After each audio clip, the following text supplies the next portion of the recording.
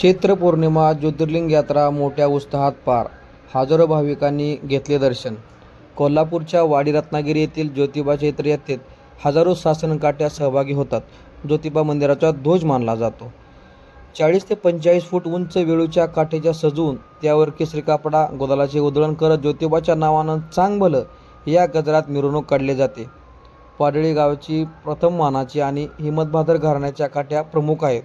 ज्योतिबा सासनकाठी ही ज्योतिबा देवाचे राज्य किंवा शासन दर्शवणारा विजयस्तंभ भक्तांकडून देवास अर्पण केला जातो. ही काठी सुमारे 40 ते 45 फूट जाड वेळूची असते. त्याला नऊवारी साडी, गंध आणि फुलांच्या माळांनी सजवली जाते आणि टोकावर केसरी पताका लावली जाते. ही अत्यंत जुनी परंपरा असून पाडळी गावच्या यात्रेत प्रथम मान असतो, तर हिम्मतबहादर घराण्याचा या महत्त्वाचा मानल्या जातात. शी म्हणजे वर्षभर सुखदुःखाचा आढावा आणि पुढच्या नियोजनाचा दख्खनच्या राजाला दिलेला अहवाल मानला जातो.